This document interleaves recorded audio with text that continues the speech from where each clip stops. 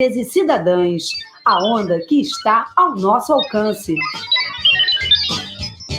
87,5 MHz, Rádio Cantareira, regulamentada pelo Ministério das Comunicações e pela Anatel.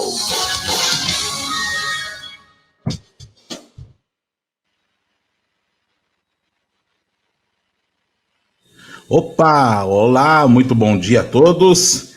Estamos aqui em mais uma live da Rádio Comunitária Cantareira, aqui pelo YouTube, pelo Facebook, né? Hoje está no ar aqui o programa Comunidade em Foco, programa este de quarta-feira sempre apresentado por Adão Alves. Ele já chegou aqui, já vou passar para ele a palavra.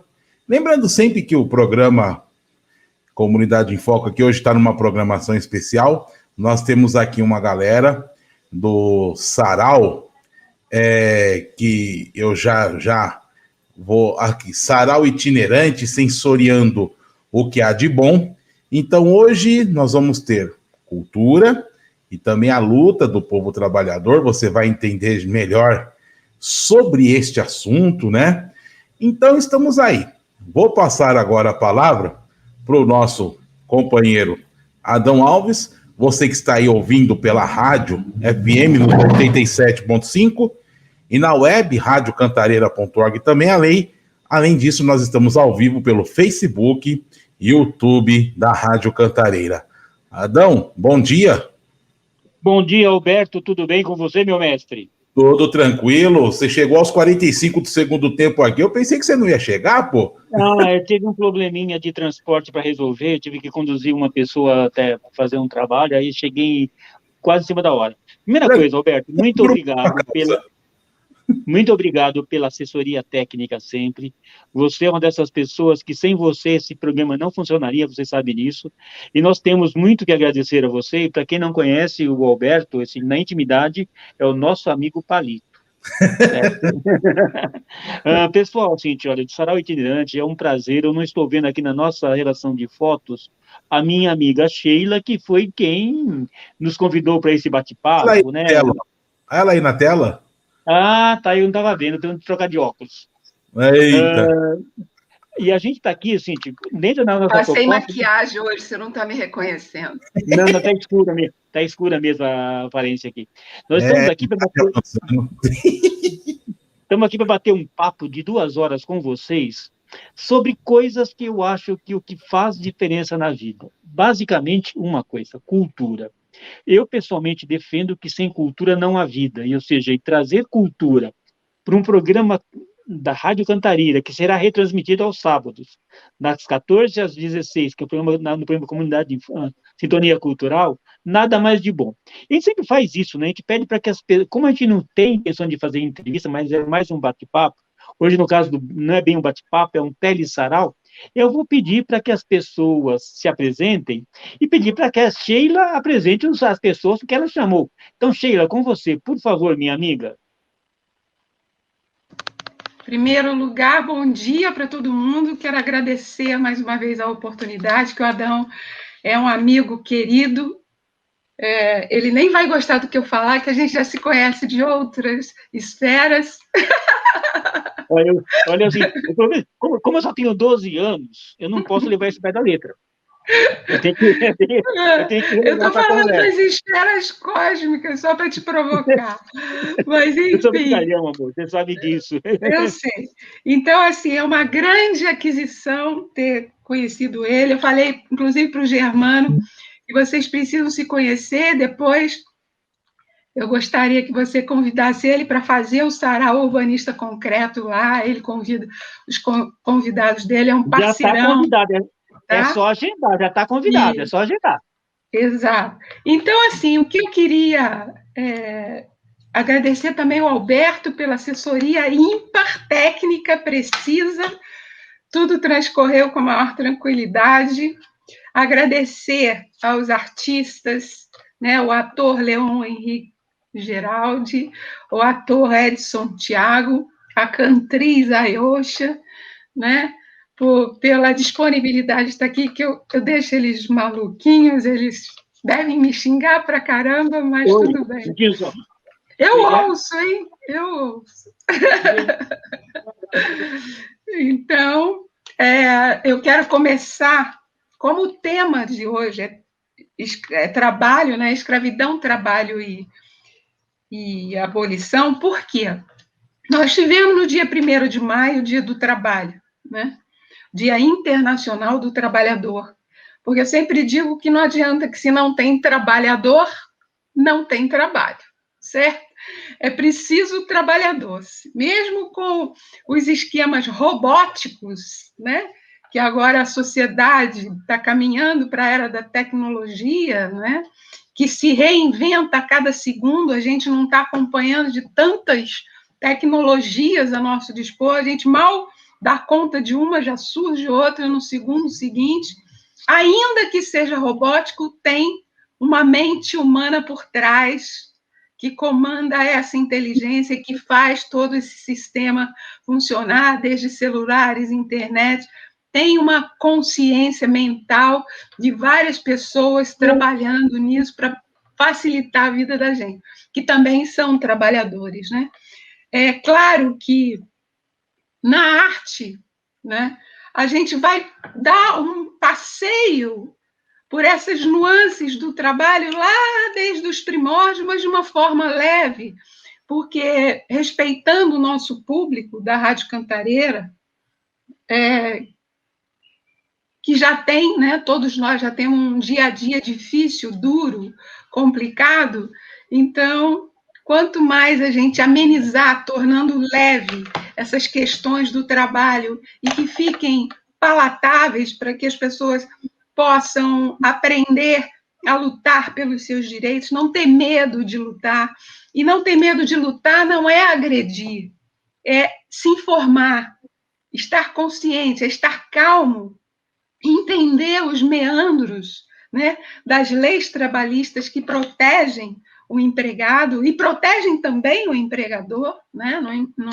Não é uma via de uma mão só, é uma via de mão dupla, porque a partir do momento que está tudo acordado, né, como diria minha avó, combinado não é caro, né?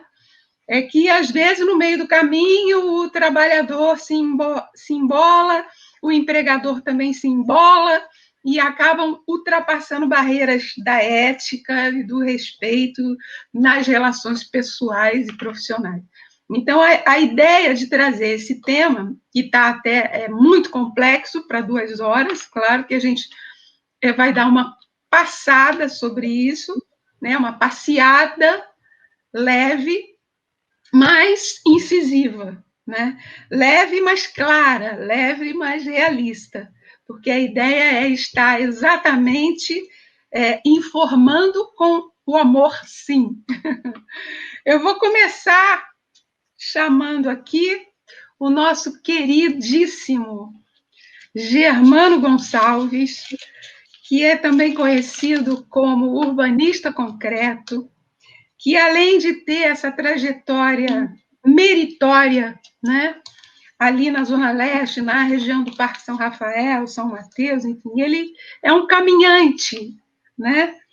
Tem um projeto no seu bairro, o bairro dos Leitores, né, que eu acho fantástico. Eu tive a oportunidade de participar de vários saraus do Germano, porque o que me encanta é a simplicidade da condução desse sarau e a forma como ele incentiva as pessoas que, às vezes, não tiveram acesso, por excesso de trabalho, excesso de preocupação com a sobrevivência, não tiveram oportunidade de se dedicar à leitura, né, de um poema, de um conto, de um romance, de uma crônica.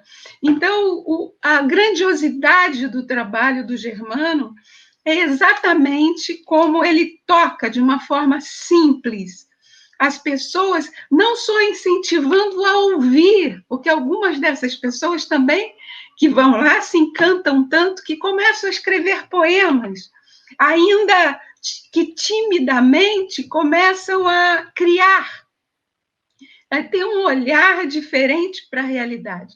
Eu acho que esse é o carro-chefe do Sarau Urbanista Concreto, mas o Germano, a gente se conheceu, nós escrevíamos num portal eletrônico chamado Jornalirismo, né? É um projeto do Guilherme Azevedo, jornalista, e que misturava as várias cabeças da comunicação, poetas, cartunistas, publicitários, jornalistas, enfim, várias pessoas dentro do campo do lírico e do campo do jornalismo. Que eu acho esse nome, assim, um achado, jornalirismo. É informar com poesia, né? Tratar de questões sérias com poesia. E por quê? Porque a vida já é muito dura, né? Então, nós nos conhecemos porque ambos escrevíamos para o jornalismo, e aí começamos uma amizade profunda, de profundo respeito mútuo. Eu tenho profundo respeito pelo trabalho do Germano, e eu não vou falar mais muito, eu quero que ele mesmo se apresente, mostre seus livros, fale de si mesmo, porque ele, como bom ariano, vai fazer isso muito bem, né? Então, com vocês, Germano Gonçalves, urbanista concreto. Bom dia a todos, né, a todas e todos. Bom, Sheila, agradecer aí pelas palavras, né? O coração velho aqui, eu não aguento muita coisa não, hein? Mas estamos juntos aí, né? Então, agradecer pelas palavras, né? E é isso, a gente toca aí esse Sarau Urbanista Concreto exatamente nesse ideal aí, né? Incentiva a leitura, tá? Trazer aí mais leitura aí, né? Para o povo dessa comunidade aqui do Parque São Rafael, que é bem escassa mesmo, né? Na cultura e principalmente na leitura, né? Então, como o foco do Sarau é leitura, né? Eu desenvolvi o Sarau aí, já temos aí há 6 anos de caminhada, né? Demos uma parada aí por causa dessa pandemia aí, né? Covid-19, que está assolando aí o mundo. Mas, né, pretendemos voltar sim lá presencial, né? E dar continuidade aí a tudo isso aí que a Sheila falou, né? Incentivar as pessoas a ler, né? Incentivar as pessoas a escrever também, né? E trazer aí mais cultura para o bairro, né? Para que o bairro se torne aí, como a Sheila mesmo mencionou, aí um bairro de leitores, tá? Que é o meu projeto, né? Por um bairro de leitores, que eu procuro fazer do bairro ser conhecido pela leitura. Tudo bem? E deixa eu me apresentar, né? Nem me apresentei, já fui falando, né? Mas meu nome é Germano Gonçalves, né? Eu estou como professor, poeta e escritor, né? E aí estou engajado aí na literatura urbana marginal, né? Essa literatura aí mais de periferia, né? Literatura aí de beira, que eles falam, né? Mas, no fim, tudo é literatura brasileira, né? Estamos aí para fortalecer a nossa literatura brasileira, tá? Que principalmente aqui no bairro, é muito esquecida aí, né? Pelos jovens, né? Os adolescentes, e que com o Sarau Urbanista Concreto, eu pude resgatar muitos desses jovens aí, trazendo eles para a leitura, né? Trazendo eles para a escrita, né? Então, o objetivo do Sarau Urbanista Concreto é isso, né? E eu, como morador já do bairro, né, procuro convidar, né, a comunidade para participar, né? Convidar a comunidade também para se apresentar, né? Não ir só como público, né? Conhecer o Sarau, que nós desenvolvemos aqui numa associação chamada Força Cultural, né? Do nosso grande aqui presidente da Força Cultural, Ari Batera, né? Pessoa também engajada na cultura aqui, né? Da região. E estamos aí nessa luta aí, né? Pretendendo aí, né? Sempre estarmos à frente aí, né? Dando a nossa cara para bater, como se dizem por aí, né? E em termos aí de reivindicar também, né? Porque o Sarau também é um Sarau democrático, né? De articulações, né? Tanto na arte, como também socialmente, né? economicamente e politicamente, tá? O sarau também está envolvido, inserido, né, no caso, nesses contextos aí, tá? Que é em prol, não só da leitura, como em prol da comunidade aqui do bairro Parque São Rafael, ok? É isso, né, Sheila? Então, agora, fala um texto, mostra seus livros, o pessoal conhecer, tá bom? Eu falei, né, sou professor, escritor e poeta, né? Eu me arrisco aí nos caminhos das letras aí, né? Deixa eu pegar aqui. Eu tenho 3 publicações que escritas, né? 3 obras, tudo por editoras independentes, né? Como anda a literatura marginal? Porque nós estamos aí, né? Já dizem as margens, né? Das grandes editoras, tá? Mas nós vamos no nosso canto aqui, devagar e sempre, né? Construindo aí nossas obras, né? Então, eu tenho o meu xodó, né? Que foi o primeiro livro que eu escrevi, né? Que é sobre poesias e algumas prosas, né? Que ele saiu aí em 2014, né? Que é esse aqui, ó, O Ex-Excluído, tá? O Ex-Excluído é poemas e prosas, né, do cotidiano de uma periferia, tá?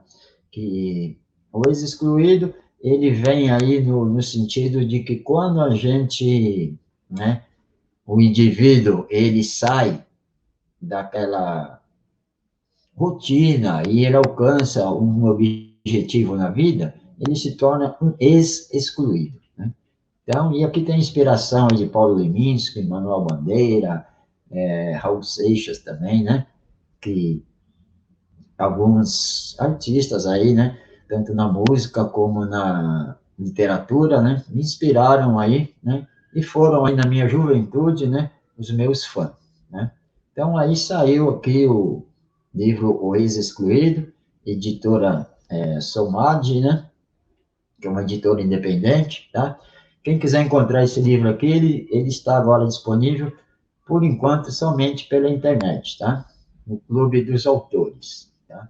Então, é só entrar no Clube dos Autores, tá? E digitar lá o nome do livro ou o nome do autor, né? Que já vai para a página aí, onde o livro está disponível, né? E aí foi indo a minha caminhada aí. Esse livro, como eu falei, saiu em 2014, sem pretensão nenhuma aí de me tornar um Paulo Coelho da vida, né? Mas levar aí a literatura, a poesia, né? Para a vida aqui das pessoas na comunidade, né? E bom que ele alcançou muitos outros lugares, né? Tanto aqui em São Paulo, Rio de Janeiro, né? Pernambuco mesmo, o livro já foi para lá. Ele chegou até ir para o Acre, né? Um rapaz lá do Acre. Eu fiquei até espantado quando ele me entrou em contato pelo Face, mensagem, né, querendo saber do livro O Ex-Excluído, né? Aí eu mandei para ele por correio e chegou lá no Acre um livrinho desse aqui. Então, quer dizer que ele já esgotou a primeira edição, só está na internet. Estou tentando aí conseguir algumas cópias, né? Para trazer ele no físico também, né?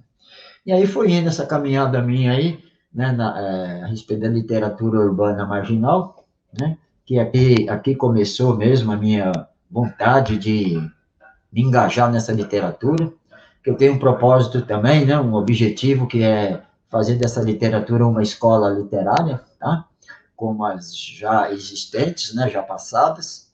Talvez depois que, né, passarmos anos e anos aí, torne-se uma das escolas literárias também, né, como o romantismo, o simbolismo, né, arcadismo, essas escolas aí, o modernismo mesmo, né, que existe na literatura brasileira. E aí, de tanto eu, né, andar nos sarais por aí, né, conhecer escritores de periferia, né, e estar engajado na arte da periferia também, né, como o hip hop, né, o próprio rap, né, conhecer aí os rappers, né, os grafiteiros, e conhecer mais dessa literatura marginal aí, propriamente dita, eu lancei, né, a minha segunda obra, que é Literatura Urbana Marginal, Arte na Periferia, né? Esse livro aqui é um ensaio social, né? Que, quando eu terminei, eu fiz o meu trabalho de conclusão de curso na faculdade, né? Aí eu fiz sobre literatura marginal. Depois eu ampliei ele, né? E publiquei esse livro aqui, Literatura Urbana Marginal, um ensaio social sobre a literatura marginal, tá? Quem quiser saber mais, né, a respeito da literatura marginal, as suas características, né, como ela nasceu, tá? Então, aqui tem todos esses, né, contextos aí sobre literatura marginal e também, né, quem quiser saber sobre o adjetivo marginal, tá? Que muitos aí, né, confundem com o larápio, lá, o bandido propriamente dito, né? Mas que com os estudos aqui nesta obra aqui, vocês vão perceber, né, um estudo mais acadêmico sobre, né, o adjetivo marginal, tá? E então, também está lá no Clube dos Autores, né, este livro, né, é pela editora APMC, mas também está lá no Clube dos Autores, como também a minha terceira, né, e por enquanto, né, a mais recente obra aí, né, possa ser que venha mais alguma coisa pela frente aí, mas por enquanto, né, este aqui é o derradeiro, tá? Que é Contos Marginais, tá? Aqui só tem livro marginal, né? Primeiro, segundo e o terceiro. Mas é isso, é literatura marginal, nós temos esses contos marginais, que ele vem nessa pegada aí, né? De contos, né, do cotidiano de uma periferia, né? A vivência, né? Os descasos públicos, tá? E também as alegrias, né? Da periferia, também está aqui em Contos Marginais, tá? Este aqui... Eu vou dar uma interrupçãozinha. Sim. Porque, assim, eu vou dizer que esse é meu predileto, porque ele me convidou para escrever o prefácio. E eu fiquei muito emocionada. E assim, como ele não está lendo o texto dele, eu vou ler esse prefácio e depois você, por favor, leia seu texto agora, tá? Alguns né? textos que você já escreveu para o pessoal conhecer as suas histórias, tá bom?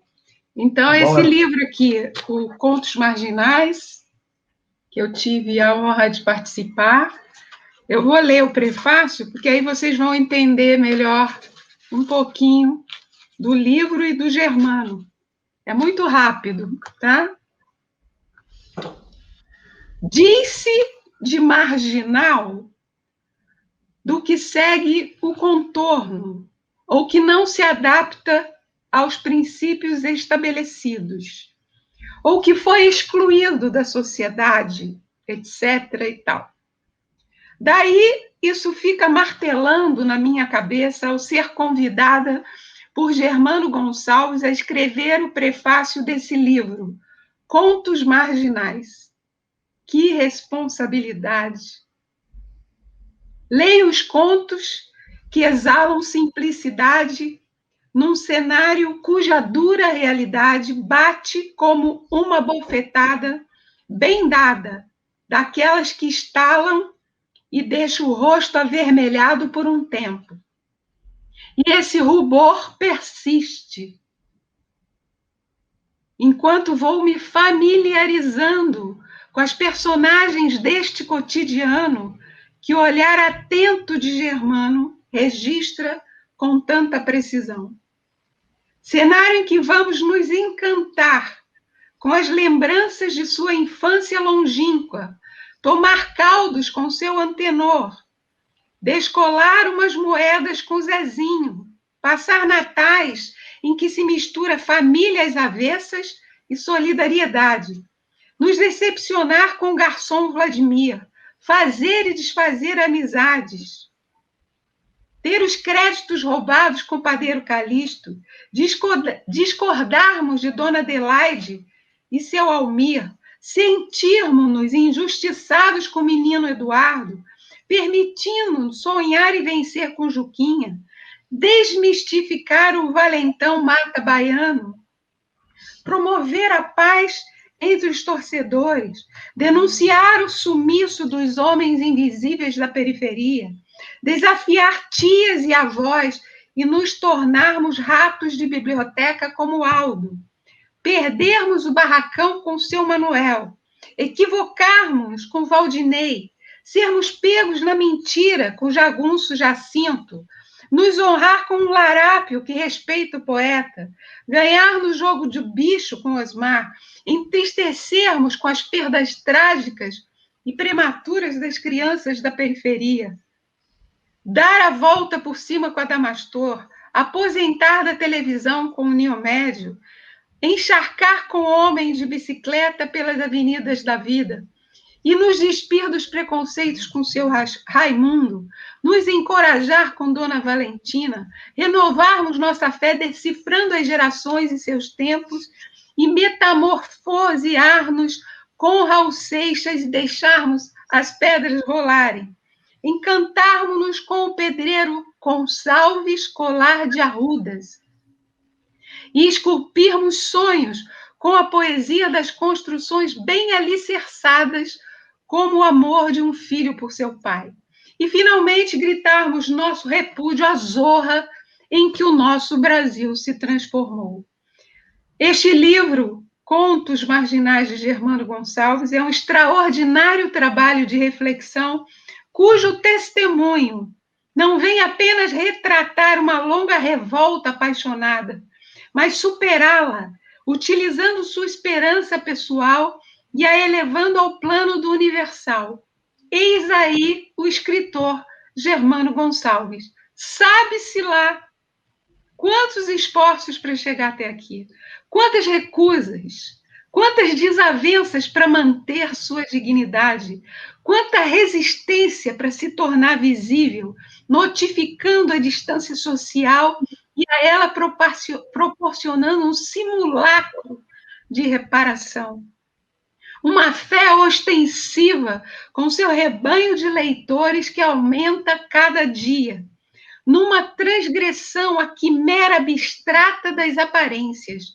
Germano nos convida a nos despir dos delírios mundanos e, junto com ele, nos sentarmos na calçada para observar e constatar. É gente humilde, que vontade de chorar. E agora o Germano vai falar os textos dele, ler os textos dele, para vocês conhecerem a sensibilidade dele, o olhar dele na literatura marginal. Com você, Germano. É que eu tenho que administrar o tempo aqui, tá? Por isso que eu dei uma cortadinha.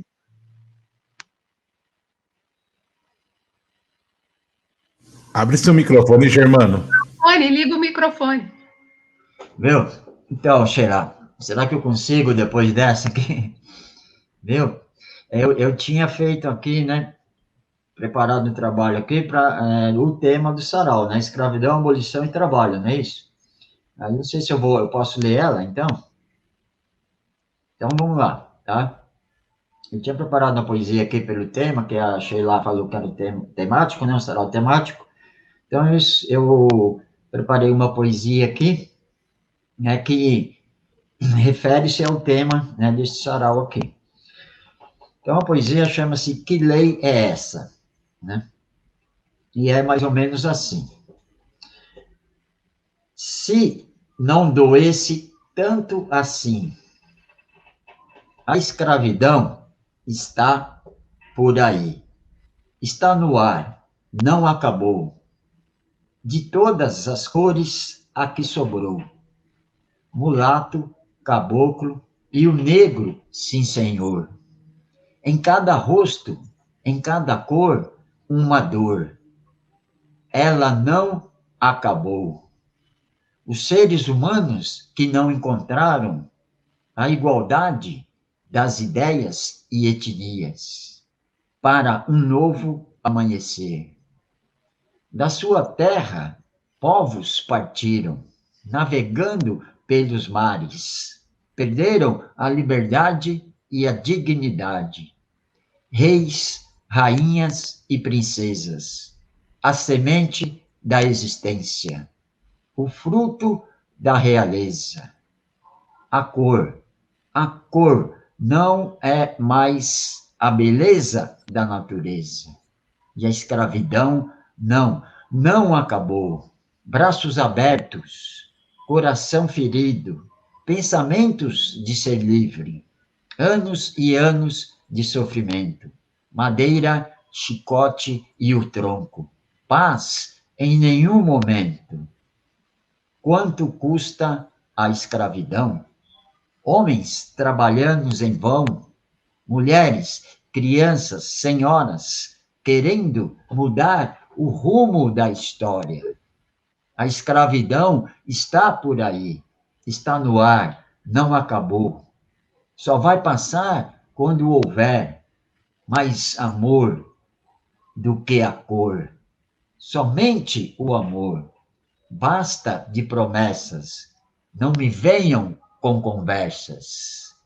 Que lei é essa? É isso.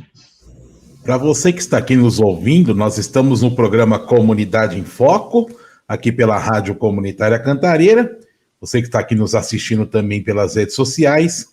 E estamos com um sarau itinerante, sensoriando o que há de bom, que o tema do sarau de hoje é escravidão, trabalho e abolição. Sheila, pode continuar falando. Eu vou chamar aí a cantriz Ayosha, que vai cantar o canto das 3 raças para gente, para não ficar só falação, né? Com você.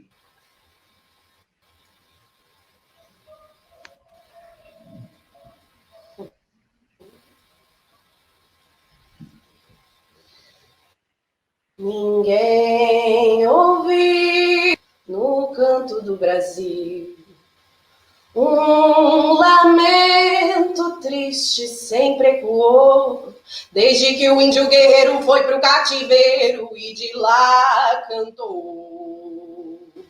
Negro entoou um canto de revolta pelos ares, no quilombo dos Palmares, onde se refugiou.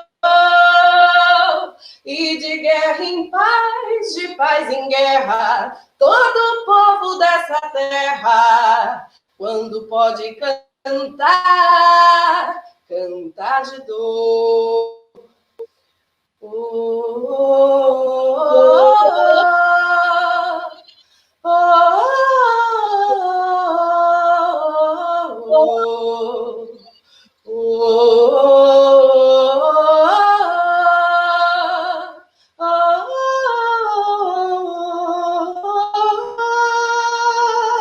Ecoa noite e dia, é ensurdecedor. Ai, mais que a minha, o canto do trabalhador, esse canto que devia ser um canto alegria, sou apenas como um soluçar de dor.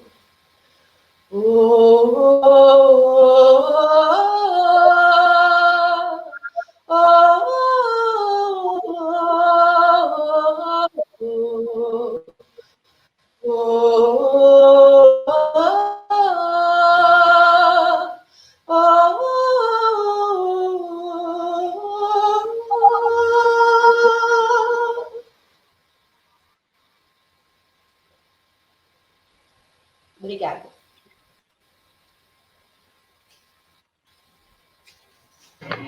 Oi. Ô, Germano, você quer falar mais um texto seu? Depois eu vou... Bom, sim, né? Nós estamos aqui para falar, né? Eu tinha preparado um outro aqui, né?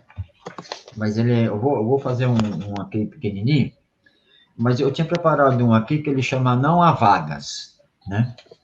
Porque é assim, nós estamos falando referente de trabalho também, né? E eu tive uma passagem quando eu era jovem na minha vida que eu fui discriminado numa empresa, né? porque eu não era nordestino. Eu nasci em São Paulo, né? Então, essa empresa, ela pegava só esse pessoal que trabalha no Nordeste, e eu, desempregado, queria trabalhar também, né? Mas naquela época eu não tinha, assim, como se diz, experiência, né, para trabalhar em empresas. Eu tinha acabado de sair do Senai, né, com a profissão, e eu fui procurar emprego. Mas aí o rapaz falou lá, você nasceu aonde? Eu falei, eu sou aqui de São Paulo. Ele falou, então esquece. Aí o cara só pega nordestino. Aí surgiu essa poesia aqui, que fazia tempo que eu não tinha, não pegava ela, não tinha visto, mas como você falou no tema do trabalho, eu lembrei, né? Lembrei dessa passagem, então eu vou ler para vocês aqui, tá bom? Ela chama Não Há Vagas. Então é assim, não podia ser peão, não vim lá do sertão, assim como meus irmãos, nascemos na cidade grande, não temos chance. Não vim do Nordeste, não era cabra da peste. Para mim, não há vagas. Inocente e com pouca idade, tinha que matutar, para minha família ajudar. Sem tempo para estudar, a lida tinha que encarar. Os homens lá da indústria diziam que não podia ser operário. Acabei virando bancário. Mas era em uma prensa que se tira o salário. O patrão não entendia. O que eu queria era lixar lata até que brilha.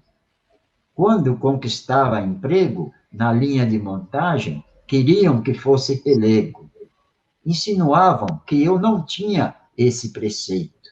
Não, os homens não entendiam e insistiam. Nasceu na Bahia? Só quem vem da caatinga que se afirma. Só eles padeceram no sertão? Não, também passamos por tempos de servidão. Não podemos ter discriminação. Todos nós sofremos com a escravidão. Fico apurrinhado só porque não sou doutorado e nem fui operário. Não podia transformar a não aceitação de peão num ato de aversão, e sim seguir em frente, metrópole grande, todos nós somos iguais, sem discriminações sociais. É isso. Muito bom, não conhecia esse texto. O que você tocou numa coisa muito pertinente que eu venho debatendo em alguns movimentos. Por quê? Nós sabemos da discriminação milenar, né, contra as diferenças, né, contra a diferença de raça, a diferença de gênero, a diferença social, né, e de opção sexual, enfim. O que está acontecendo é que, com essas conquistas, que são válidas e duras, né, lutas que se estendem, diárias, a cada momento a gente tem que lutar, as mulheres pelos seus direitos, é o estupro, é o assédio sexual, é o assédio moral, é o problema dos negros, é o problema dos refugiados, é o problema da raça amarela, é o problema dos índios, é o problema dos homossexuais, em suas várias camadas, né? E com essa conquista, o que está me preocupando, e que, na verdade, é uma questão que me preocupa desde o início, que na conquista desses direitos, pela gente que luta, né, pelo poder igualitário, eu vejo em alguns momentos que está assim, acirrando ódios. Então, por exemplo, aquele oprimido não quer a igualdade, ele quer virar opressor. Isso é uma questão séria, antropológica, filosófica. Isso daí dá um tratado milenar sobre isso. Então, na hora de você definir... Freiriana, é bom não esquecer, tá? Oi? E freiriana, é bom não esquecer. Paulo Freire. Paulo Freire, Isso. né? Exato. Mas uma série de detalhes, por exemplo, eu, por exemplo, gostaria que todos se entendessem, né? E mesmo a gente se entendendo, mesmo a gente amando os nossos amigos, nossos companheiros, filhos, pais, amigos, enfim, a gente tem nossas diferenças, de vez em quando a gente se estranha.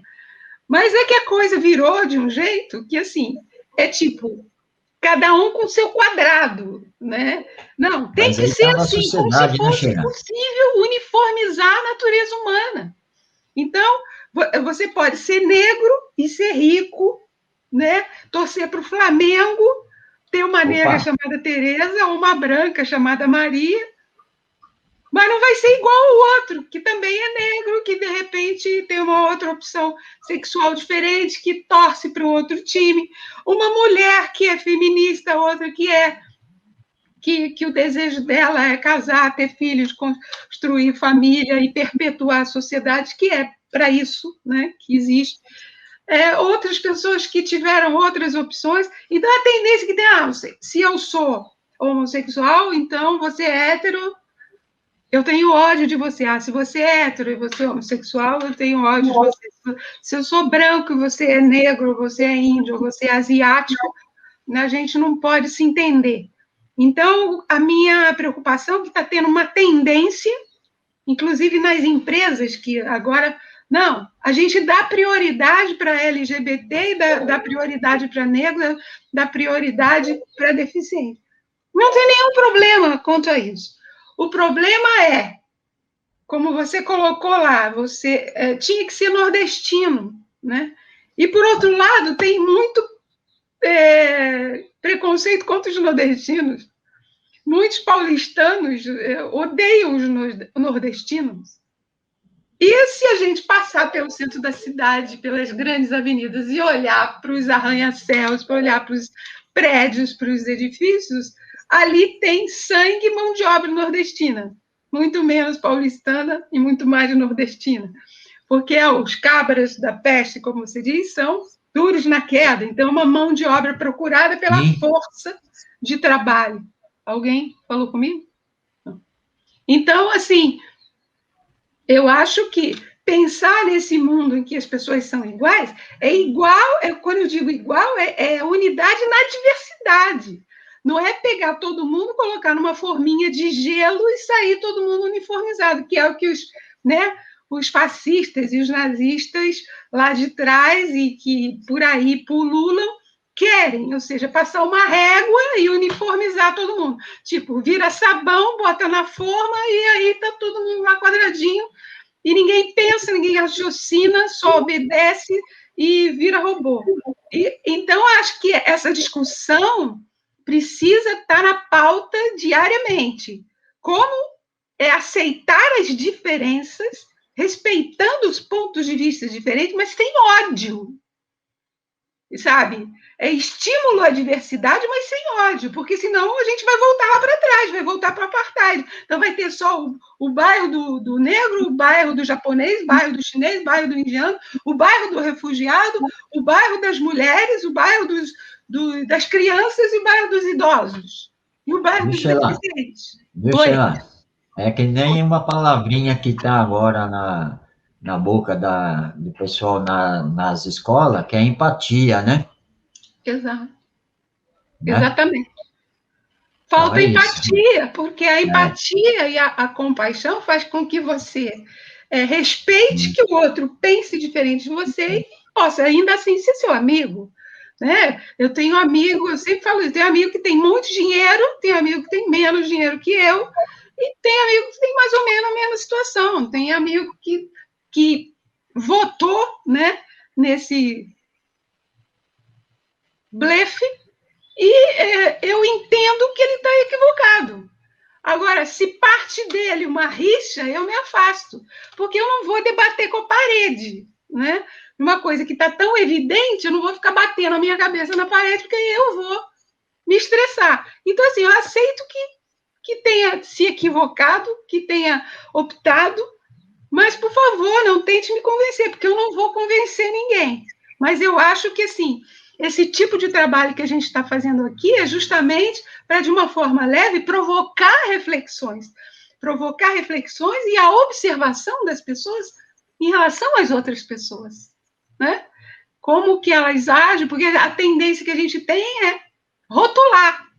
Ah, se ele fala assim, é assim. Se ele se veste assim, é assim. Se ele mora naquele bairro, é assim. Porque, assim, até isso eu já percebi que tem diferenças entre os bairros. Ah, a Zona Norte, a Zona Sul, a Zona Oeste. Sabe? O centro da cidade. Não, eu sou do centro. Ah, não, eu sou da Zona Sul. Ah, então eu não posso me relacionar com o pessoal da Zona Leste. Não posso me relacionar com o pessoal da Paulista. Não posso me relacionar com... É complicado isso. Então, tem até aquela historinha que agora eles estão até sabendo se a pessoa gosta do azul, né? Aí é questionado por que não gosta do vermelho. O que você tem contra o vermelho? Não, mas não tenho nada contra o vermelho. Eu gosto do azul. Não, mas e o vermelho? Você não pode, entendeu?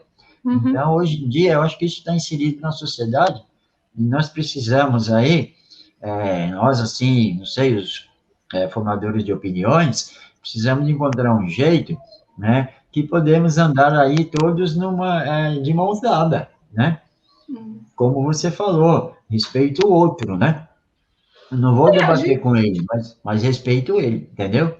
Exatamente, andar de mão dada não significa que você está sendo conivente com a personalidade total daquele que você está. É a mesma coisa do pessoal quando entra em projetos solidários, né? Eu prefiro a palavra solidário, solidariedade, como o próprio Galeano diz, porque ela é horizontal, né? Ela é horizontal. A solidariedade é horizontal. A caridade implica numa posição vertical. Olha, eu estou te dando uma esmola, eu estou te ajudando, seja grato. E tem gente que tem, como é que fala? Morador de rua de estimação, mendigo de estimação. Quando uma pessoa me pede comida, a primeira coisa que passa pela minha cabeça é ir procurar alguma coisa para ela comer. Eu não vou perguntar, escuta, quem que você votou na eleição? Qual a sua raça predileta? Sabe? Qual bairro que você prefere? Se ela está com fome, tem que dar de comer. É simples assim. E o Brasil está com fome. O Brasil está com fome. A gente está envolvido em vários projetos solidários e não dá conta, porque a cesta básica ela vai acabar. Ele precisa de outra, precisa de trabalho, precisa de educação, precisa de emprego, precisa o emprego não necessariamente, entre aspas, né, o oficializado, mas precisa de uma atividade que gere renda para aquela pessoa recupere a autoestima e possa ser sustentável, ela possa prover a si mesma com um pingo de dignidade, e é disso que se trata.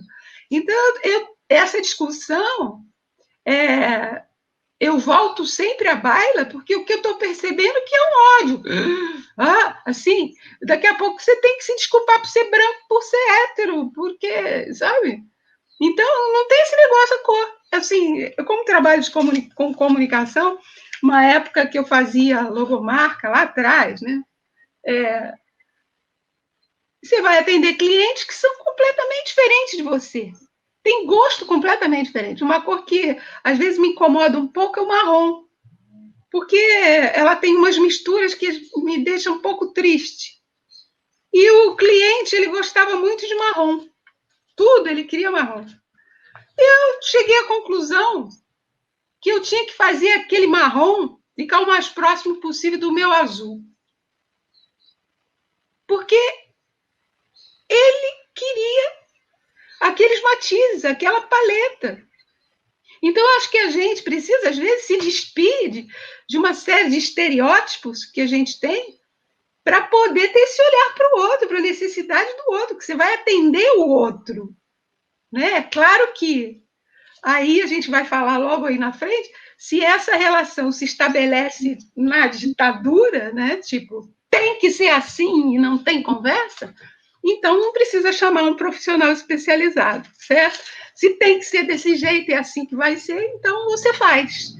Então, assim, estabelecer essas relações é muito complicado. Isso começa na família. A gente fala da tal corrupção lá de milhões de dólares e esquece dos 10 realzinhos, né? Do cara que errou o troco e você não volta, né? E por aí vai, né? Dos pequenos detalhes tão pequenos de nós dois no supermercado, na padaria, né? No bolso. Mas tudo isso pode. E a ética? Então, assim, quando você fala de educação, eu acho que a ética precisa entrar no currículo. Como que se estabelece essa ética e a dialética dessa ética, né? Porque as pessoas ficam lá com as matérias de humanas, científicas, e uma das questões, por exemplo, que eu tenho me perguntado nas atividades que as crianças, os adolescentes e os adultos também estão fazendo agora, tudo que a gente está fazendo é online, que limita a gente nessa telinha, eu fico olhando para mim, né? Eu dou palestra para mim, é muito, muito complicado, né? A gente fica se olhando o tempo inteiro. Mas, mais que isso, a minha preocupação e uma das perguntas que eu fiz para vários educadores, é o seguinte: você que é professor também, né, Germano, pode me responder isso. Vocês ficam, né, das 7 da manhã até as 7 da noite, depois tem que fazer relatório, tem que fazer análise, tem que fazer uma série de coisas. Ou seja, o professor fica exausto, o aluno idem, né? Porque é extremamente estressante ficar ali naquela telinha, né? 8 horas por dia, 6 horas por dia, dependendo da carga horária. E a minha pergunta é: tem atividades recreativas para essas crianças online ou é só maçaroca de conta, frase, gramática, história, geografia, né? Não, mas realmente fica complicado, né, Sheila? Porque é que virtual. Que tipo de escape que tem para essas crianças, né? Então, mas aí, no meu caso, né, aí vai da criatividade aí do professor, porque mesmo na presencial, às vezes é aquela aula maçante, né? É texto, que nem você falou aí, contas, e é só sobre a matéria, né? Agora, online, complica um pouco mais, mas eu mesmo dou aula de história, e nós temos agora na escola, né, uma disciplina chamada Projeto de Vida, né? Mas mesmo nas minhas aulas de história, eu procuro arrumar aqui alguns jogos, né? Até mesmo jogos de azar, né? Só que eu transformo esses jogos de azar em jogos didáticos, né?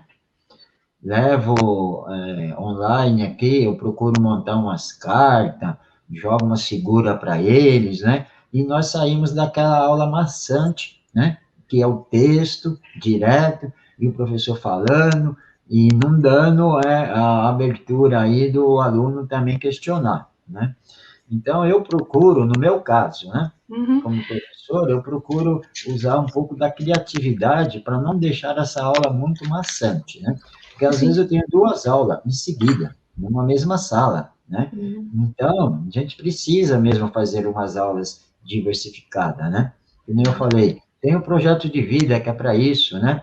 Trazer arte para dentro da sala de aula, procurar desenvolver aí a criatividade dos alunos, mas aí já vem com o Estado, ele dá essa abertura dessa disciplina projeto de vida, tá? Só que ele já vem ditando o que tem que ser feito. Então. Eu vou fazer uma interrupção, porque quando eu falei, desculpa, só vou te interromper no seguinte, quando eu falei de tarefas recreativas, eu não estava falando de você, professor de história, do professor de matemática, do professor de geografia, do português, não. Eu estava falando nos intervalos da aula de história, entrar uma atividade recreativa com uma outra pessoa, com outro enfoque, para baixar um pouco a onda. Porque não existe cérebro, hemisfério esquerdo e direito do cérebro, eles funcionam com plasticidade do neocórtex. O neocórtex é impresso no neocórtex todas essas afirmações. Quando você diz que o Estado define qual vai ser a atividade recreativa, estamos indo muito mal, né? Estamos indo muito mal. E eu não acho que tem que sobrecarregar o professor da matéria para que ele faça as atividades recreativas. Claro, se você usa paliativos na sua aula, é uma coisa, mas eu estou falando de uma outra coisa, tipo assim, você tem 2 aulas seguidas, então tem 15 minutos ou 10 minutos de uma atividade recreativa entre uma aula e outra para baixar a onda, uma música, uma poesia, né? Para aí que entra, mas com uma outra pessoa, com uma outra pegada que é para o cérebro relaxar. Porque, senão, quando chega nos últimos minutos da sua aula, eles não estão mais apreendendo, não é nem aprendendo, apreendendo. Não tem como você segurar o hemisfério esquerdo e direito do cérebro nesse processo de 2 aulas seguidas online, porque aí depois vai entrar um outro professor, né? Também. Então, assim, essa é uma pergunta que eu já fiz para, inclusive, perguntei para vários vereadores se eles, que são ligados à educação, se eles estão atentos a isso nessa conversa com a rede de ensino, se não tem outras formas de introduzir a recreação. Bom, eu vou agradecer aqui ao Germano a participação dele, porque a gente tem um tempo ainda, tem que cumprir uma programação. Eu não deixei nem o Adão falar ainda, ele é louco para falar, ele não falou nada ainda, e eu queria que ele fizesse algumas considerações, e a gente depois vou pedir para o Alberto entrar com aquela música do Toninho Melodia, porque depois, às 11 horas, vai entrar o Segato, que já está chegando aí. Tá bom? Germano, muitíssimo obrigada, tá?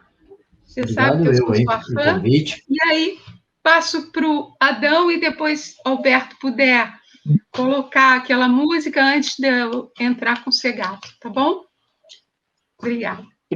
Primeira coisa, eu me sinto honrado de estar no meio de vocês, né? A gente fica numa situação tanto quanto confortável estar entre amigos. Germano, o gens de um irmão.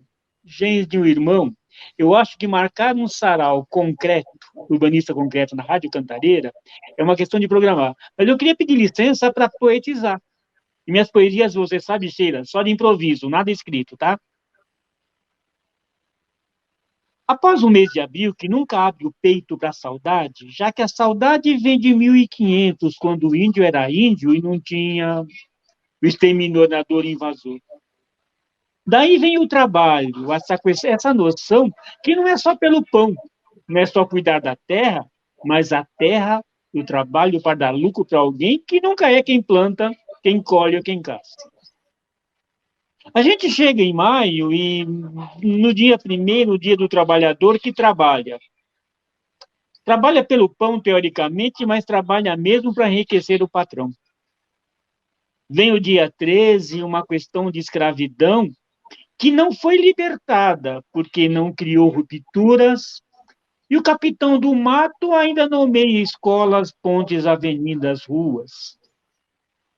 Se chegamos no mês de maio, a gente pensa nas mães, ou talvez pense apenas que estamos aqui no mundo porque uma mulher nos deu à luz.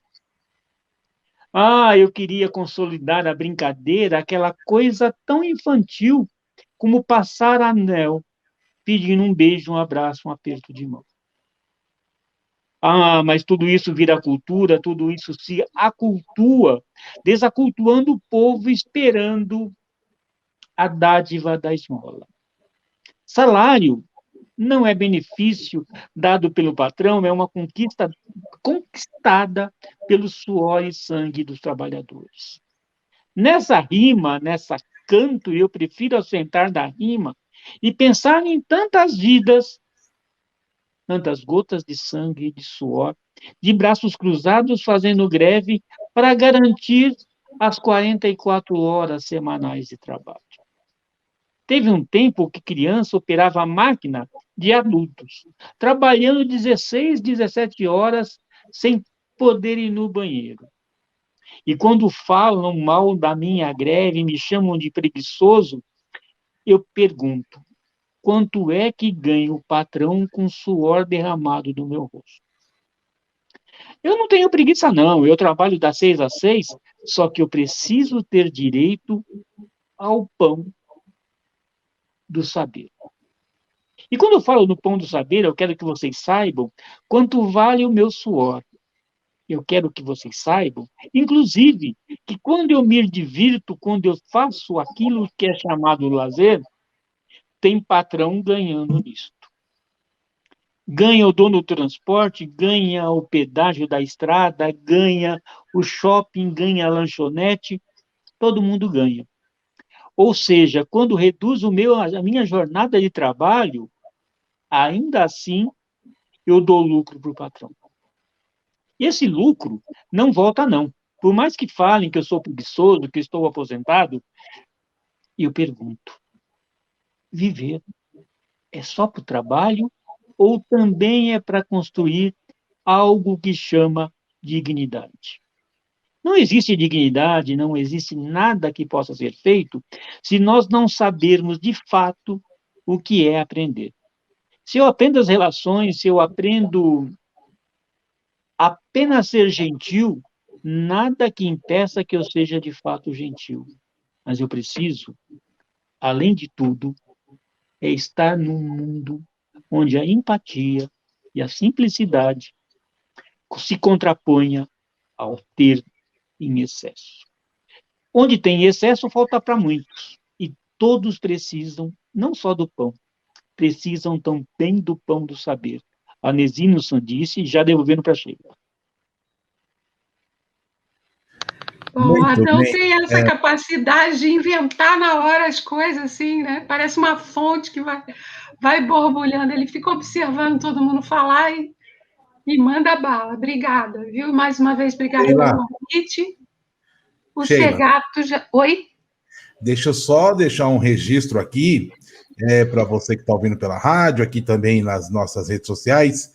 Tem um recado, uma mensagem aqui que foi falada, foi um comentário aqui no YouTube.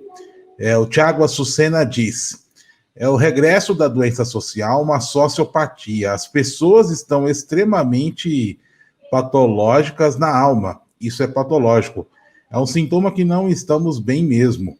Apenas nordestinos. Lindo poema.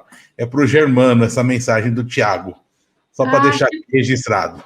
O Tiago é um querido nosso. Também é ator, psicólogo. Já, em outra ocasião, vamos convidá-lo para o próximo Sarau Itinerante. Então, assim, eu combinei com você que você ia soltar aquela música do Toninho Melodia. Sim. E depois eu vou chamar o Norian Segato, jornalista e escritor, que vai dar sua contribuição para a gente. Tá bom? Bora então, lá? Vamos com a música. Isso. Isso é que nem aquela coisa, é para distrair também e relaxar um pouco a alma, né? Exatamente. Mas também tem uma bela de uma mensagem essa canção. Vamos ouvir e assistir aqui, para você que está assistindo, e voltamos já já. Continue conosco aí.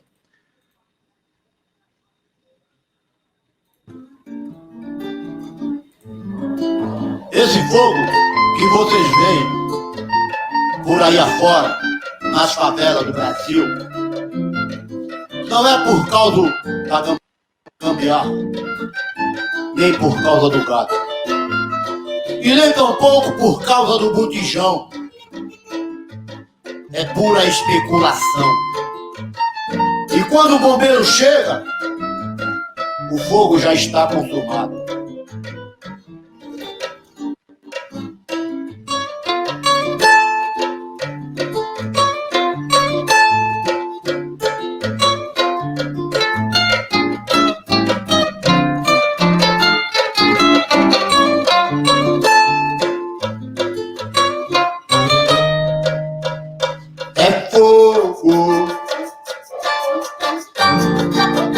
A vida de toda essa gente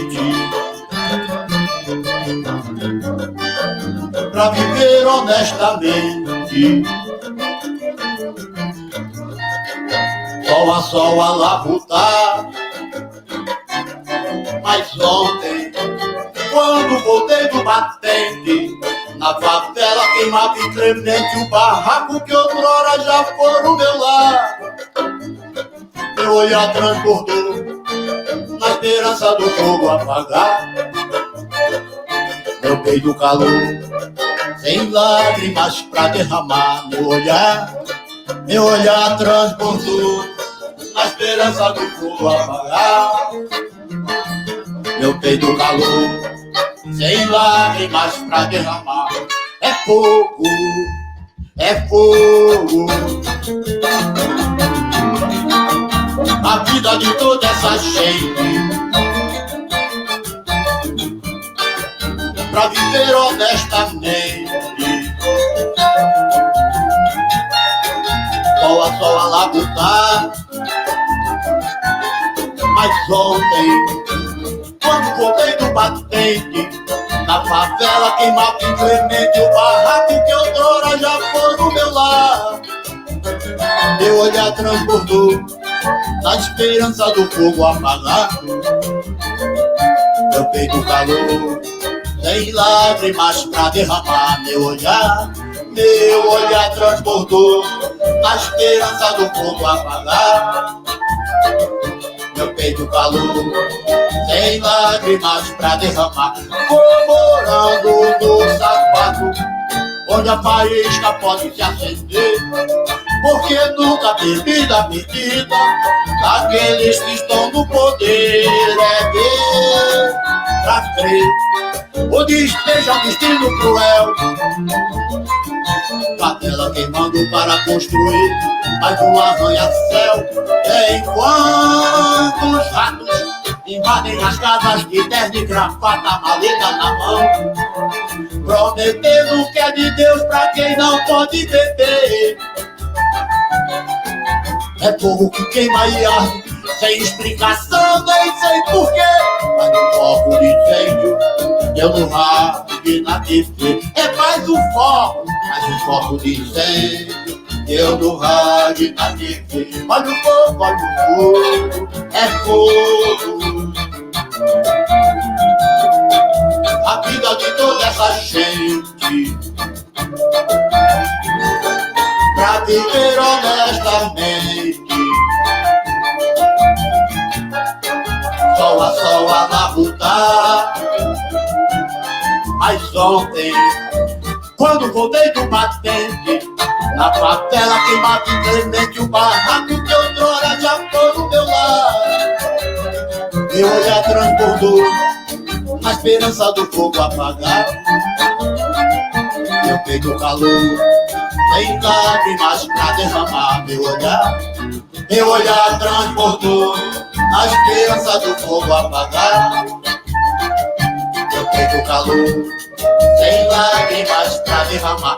Vou morando no sapato, onde a faísca pode se acender, porque nunca bebi da bebida daqueles que estão no poder. É ver pra crer, o despejo é um destino cruel. Favela queimando para construir mais um arranha-céu. Enquanto os ratos invadem as casas de terno e gravata, maleta na mão, prometendo o que é de Deus pra quem não pode beber. É fogo que queima e arde, sem explicação, nem sei porquê. Mas um foco de incêndio, eu no raio de lá viver. É mais um foco de incêndio, eu no rádio. Olha o fogo, é fogo. É fogo. Olha o fogo aí. É fogo. É fogo.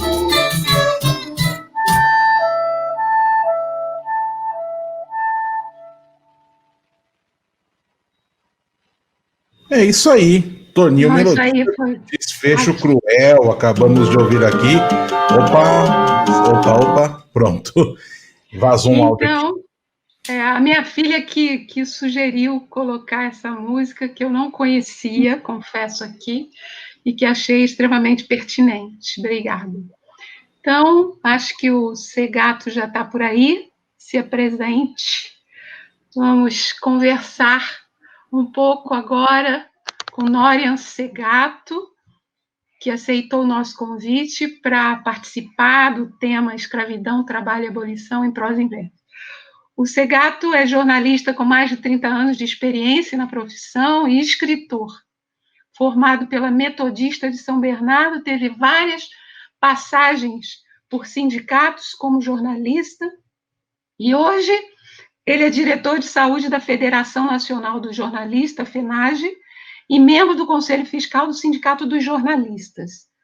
Mas ele é escritor, autor das obras Crônicas de uma Ilha Vaga, um romance, pela editora Limiar também, da qual ele é fundador, né, e editor, A Estrela do Abismo, seu mais recente romance, 2019, que foi contemplado pelo segundo edital de publicação de livros da Secretaria de Cultura do município de São Paulo.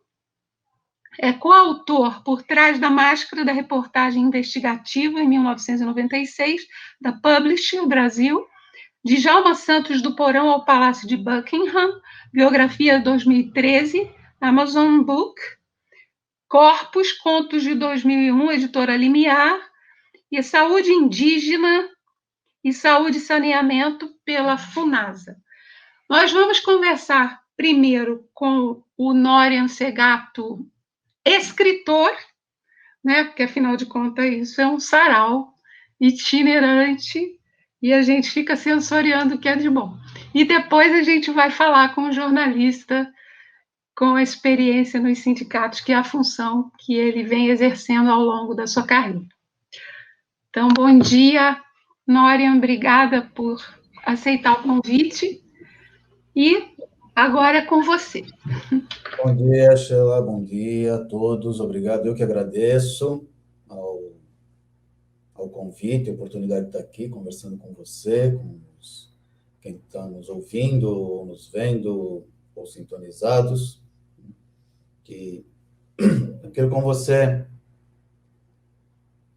você falou, quer dizer, eu desenvolvi a minha carreira como escritor em paralelo à carreira de jornalista, né? Sou jornalista há mais de 30 anos, sempre fiz a opção por um jornalismo engajado, por um jornalismo político, por um jornalismo de esquerda, né? Então, senhor, desculpa. E, paralelamente a isso, eu desenvolvo um trabalho na editora Limiar, né? como editor executivo da Limiar. E a Limiar trabalha muito com literatura, trabalha com poesia, né?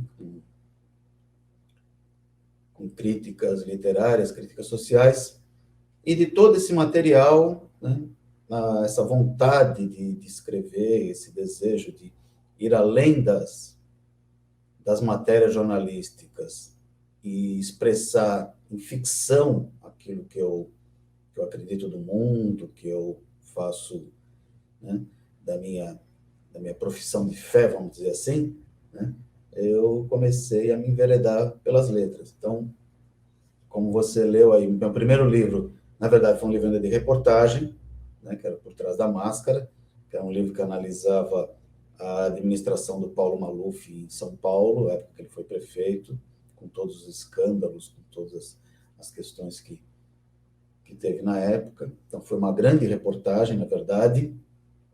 E, a partir daí, eu passei a enveredar mais pela ficção. Colaborei em outra publicação, com textos curtos, com contos. Em 2011, eu escrevi o Crônica de uma Ilha Vaga, que, se eu conseguir mostrar para vocês, é esse livrinho bacana aqui, né? Gordinho, que se passa em Londres, nos anos 90, e conta a história de um casal jovem que se autoexila do Brasil no período do Fernando Collor, naquela desgraceira que foi o país naquela época, vai para Londres e lá vive as aventuras de um estrangeiro, né, com todas as peripécias e com todos os problemas que tem de você não está na sua terra, está descobrindo uma nova terra, uma nova língua, uma nova cultura e ter que sobreviver nessa situação. Então, eu fiz esse livro, foi um livro que teve uma boa repercussão na época, né, até hoje ainda recebo bastante retorno a respeito disso. E aí, logo na sequência, eu fui convidado para escrever a biografia do Djalma Santos. Eu acabei escrevendo junto com a jornalista Adriana Mendes e com o Flávio Prado. Então, nós três escrevemos um livro, que seria um livro a partir de uma homenagem ao Djalma. Djalma, vou também tentar mostrar aqui para vocês. É um livro grandão, bastante ilustrado, bacana. E esse livro é interessante, porque o Djalma, ele foi para quem conhece, um belíssimo jogador de futebol, uma figura excepcional, figura humana excepcional. Eu, como jornalista, tentei buscar todos os podres dele, pegar todas as capivaras que eu pudesse encontrar para escrever a biografia. Não encontrei quase nada, ninguém falando mal dele, todo mundo com o maior respeito. E ele foi um jogador que sofreu discriminação racial na sua época, numa época que os negros tinham menos poder de voz para poder se contrapor a esses ataques. E mesmo assim, foi um belíssimo jogador de futebol, participou de 3 Copas do Mundo, foi campeão em 58, 62, foi uma figura extremamente importante. Entrevistei, estive na casa dele, conversei com ele. Infelizmente, o livro só ficou pronto após a sua morte. Ele chegou a ver os originais, mas não chegou a ver o livro pronto. E, depois disso, eu quis voltar para a ficção. Quis retomar a ficção. Esse primeiro livro, o Crônicas, eu escrevi como um livro em primeira pessoa, né?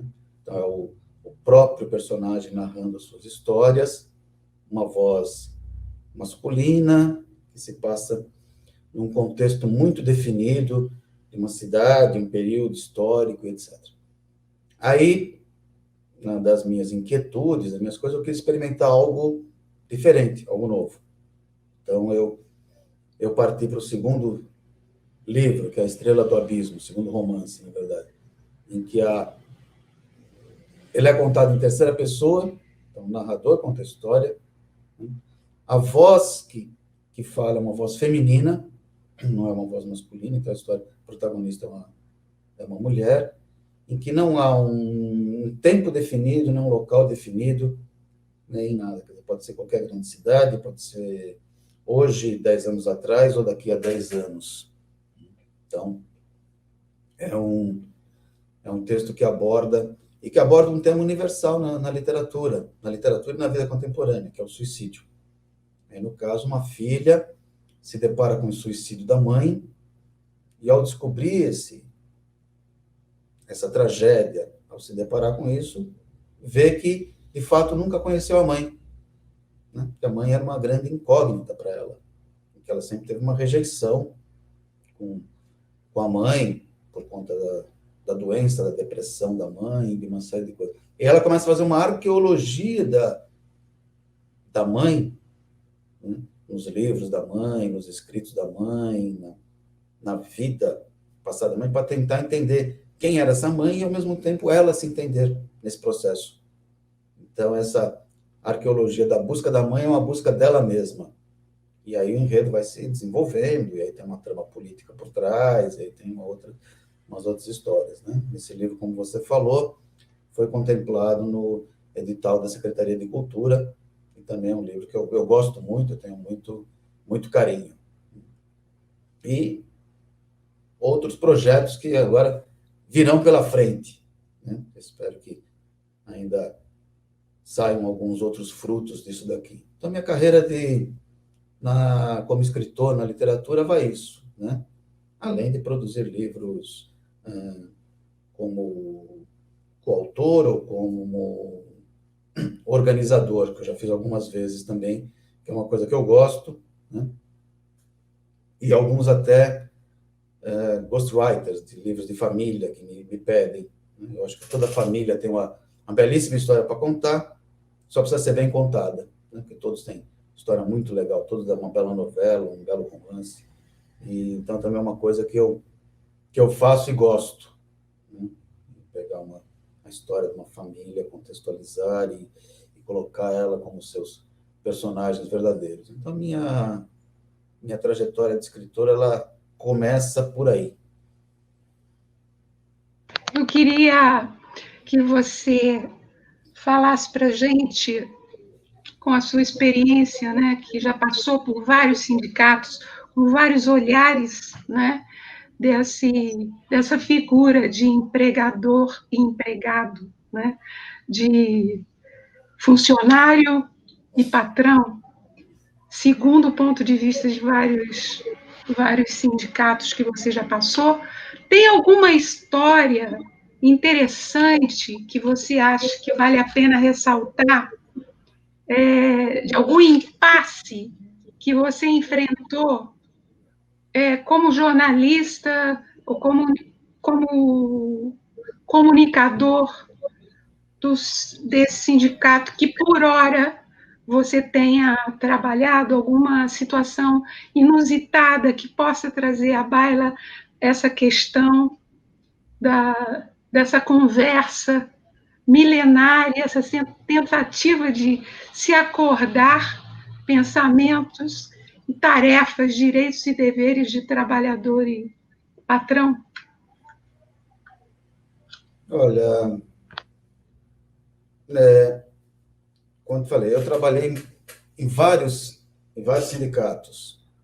Eu, quando me formei, eu tinha bem claro que eu não queria trabalhar na grande imprensa.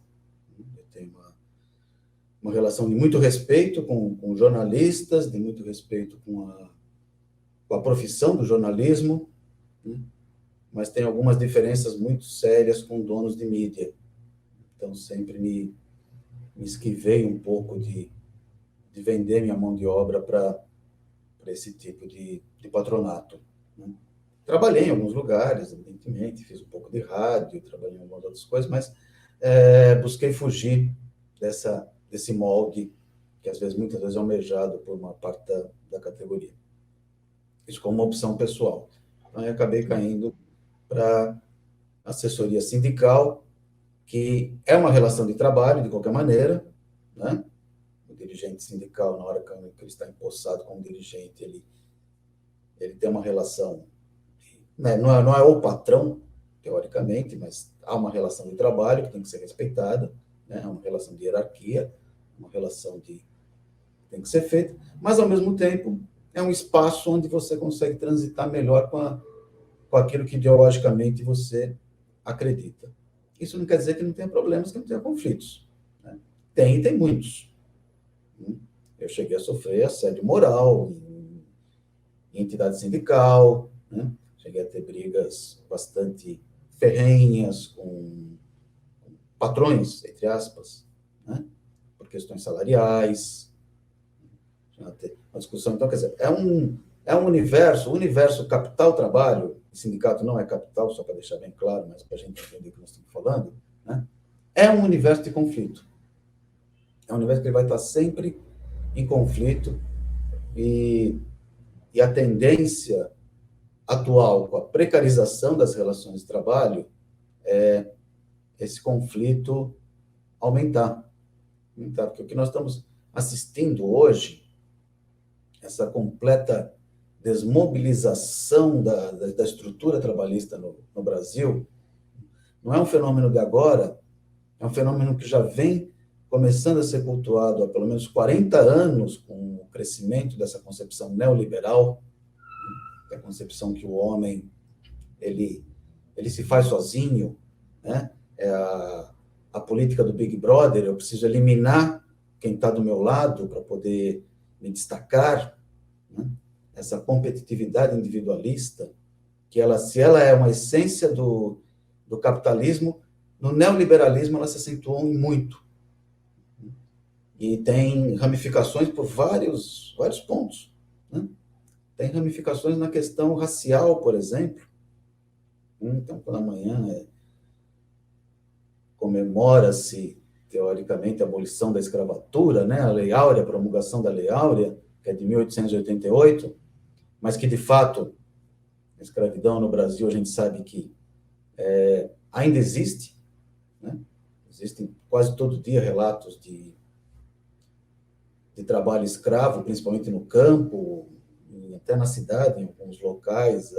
Aqui, vira e mexe, se estoura um lugar onde tem boliviano trabalhando como escravo, aqui no centro de São Paulo, né? Então, nós ainda não passamos disso. E o neoliberalismo aprofundou isso, né?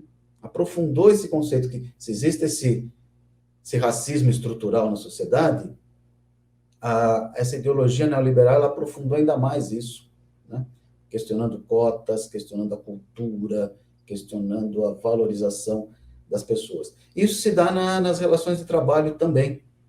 E aí o sindicato entra para combater esse tipo de coisa. E a comunicação sindical, nesse sentido, ela tem o dever de informar, em primeiro lugar, e formar também. Porque toda forma de comunicação é uma expressão, não existe comunicação isenta, não existe nada disso. Não vai falar que um grande jornal comercial tem uma comunicação que ela é isenta ideologicamente. Não, isso não existe, né? Isso efetivamente não existe.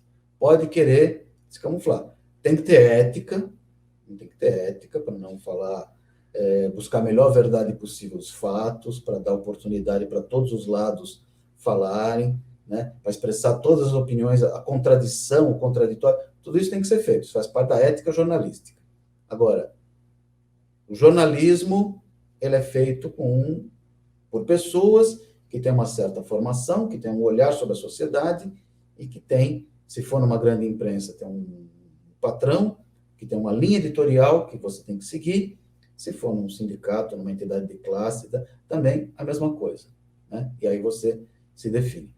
Eu tive sorte de sempre ter muita liberdade para escrever, até contestando questões que eu considero equivocadas dentro do próprio movimento sindical, sempre com muita liberdade, porque sempre trabalhei com muito respeito, né? Sempre também tive, na maioria dos locais, muito respeito ao meu trabalho.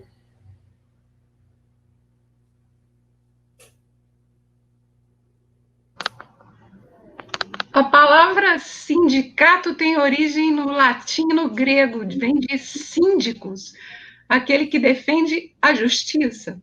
A gente tem que chamar o Tim Maia, não?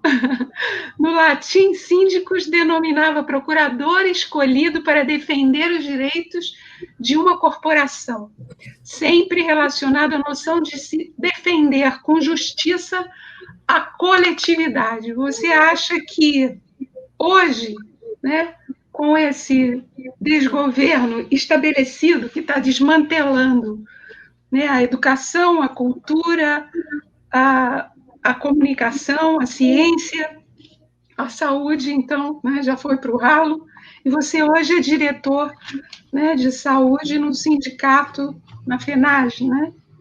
Então, eu queria que você falasse um pouquinho sobre isso, sobre essa sua função, que parece que está inovando no seu currículo essa função dentro de uma associação sindical. Então, eu acho que assim, muita gente às vezes questiona, fala, mas para que serve sindicato? Para que é isso? Por que eu vou pagar uma mensalidade para um sindicato? Esses caras não fazem nada, etc, etc. Essa visão deturpada, eu acho que ela cai por terra à medida em que as pessoas têm um contato mais efetivo com o movimento sindical. Nunca foi tão importante como agora termos associações. Essa máxima, ninguém solta a mão de ninguém, né? Isso é um princípio do movimento sindical. O movimento sindical, ele existe justamente para que não haja, né, ou pelo menos uma distorção menor entre a força do capital e o trabalhador. Porque sozinho você não vai enfrentar um patrão. Sozinho, como indivíduo, você não tem, muitas vezes, força para fazer esse enfrentamento. Você tem que enfrentar como classe. E como classe que tem que ser feito. Infelizmente, muita gente, às vezes, não se reconhece como classe. Jornalista, às vezes, não se reconhece, né, como um operário da escrita, psicólogos, que eu também assessoro, muitas vezes não se veem como o trabalhador, né, normal. Acho que o trabalhador é só aquele fabril, é só aquele operário, mas não. Enquanto classe, é uma classe que tem que estar unida, senão não vai poder fazer frente a esses demandas. Isso a gente vê muito bem no jornalismo, né? Eu sou diretor de saúde, como você falou, da FENAD, Federação Nacional dos Jornalistas, e sou membro do Conselho Fiscal do Sindicato de Jornalistas de São Paulo. E a gente percebe cada vez mais como é essencial você ter uma categoria organizada. Jornais, por exemplo, muitos jornais estão fechando, muitos jornais estão demitindo. Nessa pandemia, muitos quiseram fazer acordos de redução de jornada, redução de salário, corte de PLR e uma série de outras coisas, o que puderam avançar na retirada de direitos. E se não tivesse uma estrutura sindical por trás, esse desmonte seria muito, muito, muito maior. Na questão de saúde, que a gente enfrenta hoje é essa terrível pandemia. A Covid, e que afeta a sociedade como um todo e afeta os jornalistas, que uma boa parte dos jornalistas ainda continua em trabalho nas frentes, né? São cinegrafistas que estão ali na frente do hospital filmando o que está acontecendo, são jornalistas que estão entrevistando médicos, pacientes, estão levando à população o que está acontecendo no país. E estão sendo infectados. Me cabe a triste tarefa, dentro da FENAGE, do Departamento de Saúde, de contabilizar as mortes de jornalistas no país por Covid-19, né, que é uma tarefa que eu não gostaria de fazer, evidentemente. Faço por obrigação, é uma questão de informação. A gente produz relatórios periódicos, desde o começo da pandemia. E é uma desgraceira. O Brasil é o país hoje em que mais morreram jornalistas vítimas de Covid, no mundo. No mundo. Né? São mais de 200 jornalistas mortos. Estamos falando só jornalistas. Não estou contando radialista, não estou contando comunicador popular. Né? A gente faz um recorte muito específico sobre jornalistas. E acreditando assim, que muitos casos não chegam ao nosso conhecimento ainda. Então, a gente trabalha com um mínimo que a gente pode chegar. E esse mínimo dá conta de que é o país em que mais jornalistas morreram vítimas de Covid. Para você ter uma ideia, só nos 3 primeiros meses desse ano, né, de janeiro a março, morreram mais jornalistas de Covid do que todo o ano de 2020, o ano da pandemia. Então, assim, há inclusive uma curva crescente dessas mortes. Até março foi bestial isso. Né? E são números bastante assustadores. Bastante assustadores. Pra você ter uma ideia, a gente tinha contabilizado até a última data, no final de março, são mais de 200 jornalistas mortos. Isso significa 4 vezes mais o número de jornalistas assassinados no mundo em 2020. Você pegar todas as guerras que o jornalista está cobrindo, todas as áreas de conflito de drogas, todas as áreas de conflitos entre polícia e população negra, pobre, de favelas e etc.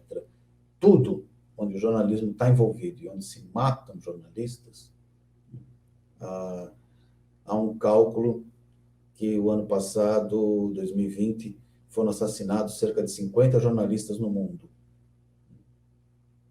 Só no Brasil, só de Covid, foram mais de 200 mortes, 4 vezes mais. Jornalista não é uma categoria fora da sociedade, toda a sociedade está sofrendo com isso, e a gente aponta assim, quem é o responsável por isso. Aponta muita clareza o dedo, né, nas políticas de governo e no genocida que está sentado na cadeira da presidência, pelas mortes das milhares de brasileiros e centenas de jornalistas. Muitas dessas mortes poderiam ter sido evitadas se o governo tivesse um outro tipo de política. E a nós, no Departamento de Saúde, cabe não só coletar esses dados, como também municiar os sindicatos para estarem criando protocolos e negociando com as empresas segurança maior para os seus trabalhadores. Então, o que todo mundo sabe, uso de máscara, gel, as baias de trabalho com distanciamento, quem tem maior risco de trabalhar em home office, uma série de questões. Mesmo assim, temos esse alto número e que estamos tentando monitorar e ter uma política para minimizar isso nas redações. Bom, Nório, eu vou agradecer a sua presença, o seu depoimento, a sua contribuição veio ao encontro do objetivo desse sarau, que era justamente misturar a informação vinda dos setores que realmente estão dentro, né, da notícia, do que acontece realmente no Brasil hoje, não só com os jornalistas, mas com a população em geral. E eu vou chamar aqui agora os 3 atores, 3 artistas, Edson, Tiago, Ayosha e Leon Henrico Geraldi, que vão fazer uma pocket encenação do tema em questão. A Ayosha Cantriz vai encarnar a CLT, o Edson, o trabalhador, e o Leon, o empregador. Então, o texto que eles vão falar é da minha própria autoria. Espero que vocês gostem, e agora é com vocês, meninos.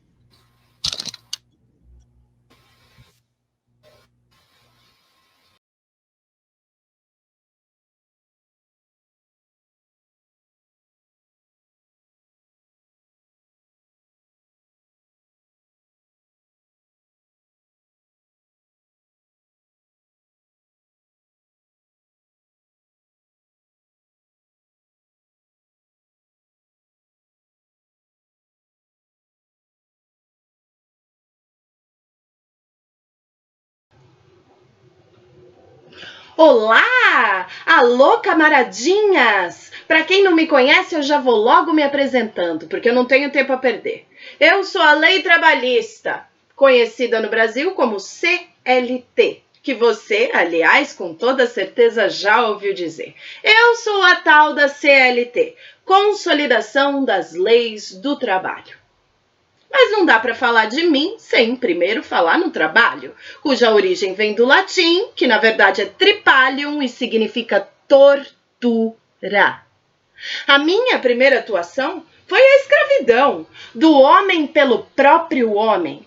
E até hoje ainda luta para sair dessa desdita de uma vida mal vivida. A Revolução Francesa, em 1848, reconheceu o direito ao trabalho. E com a Revolução Industrial, no fim do século XVIII, o homem que era a coisa passou a ser o empregado. E aquele que era o dono passou a ser o salvador. Digo, o empregador. Inaugurando uma escala de classes entre olhares baixos e narizes empinados. Passou a chover torto, cada um no seu telhado. E aqui no Brasil, por exemplo, só em 1943 eu fui aprovada pelo então presidente Getúlio Vargas. Só que a normalidade das leis fazem mal à poesia.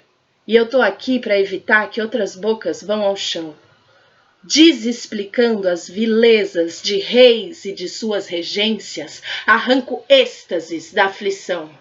Ensaiam os passos trôpegos, na transfiguração de murmúrios em gritos, para dar voz à liberdade.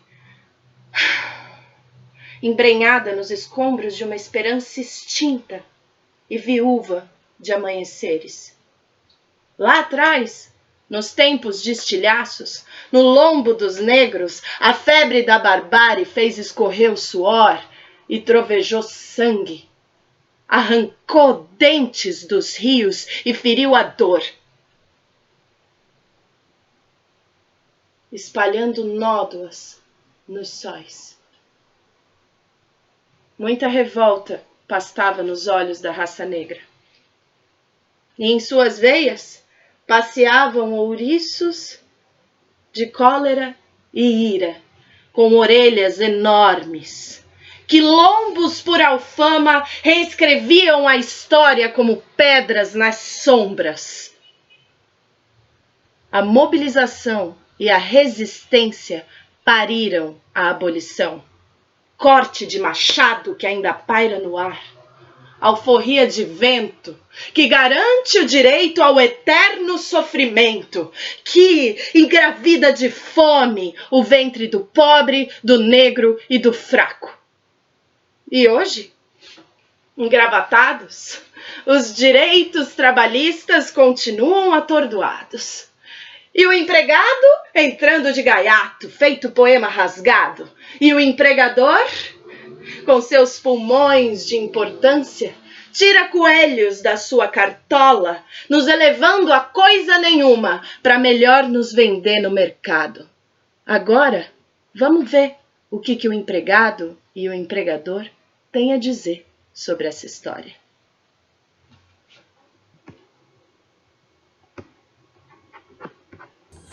Ei, você, empregador, que cria e desconstrói a sua imagem e semelhança, estupra seus homens e apalpa as mulheres.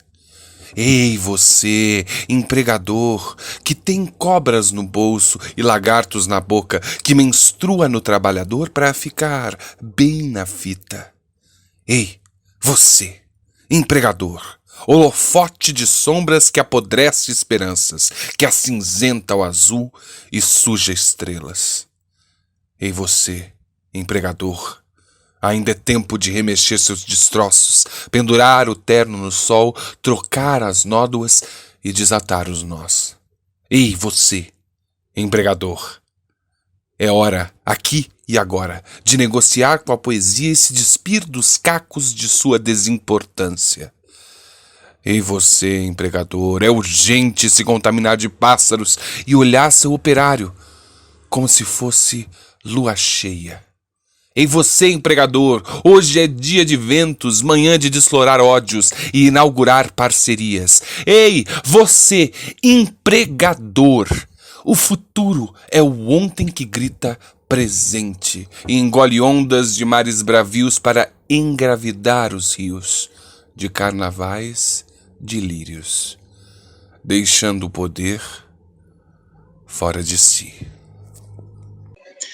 Ei, você, trabalhador, retalho de desprezos, máquina de moer carne, fragmentos de horrores, que impõe o silêncio diante do poder podre. Ei, você, trabalhador, colecionador de combates, exumador de sonhos em olerites de alfarrábios. Ei, você, trabalhador, que bate a porta do corsário de armações limitadas e se lança em alto mar por um punhado de moedas. Ei, você, trabalhador, Judas de si mesmo, você mesmo, fugitivo da própria história, ainda é tempo de se reescrever.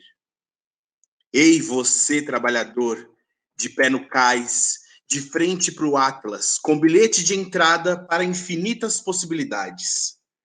Ei, você, trabalhador, em sua carta de alforria, elipse de maravilhas raras. Hoje, você assina o seu nome com o sobrenome Liberdade.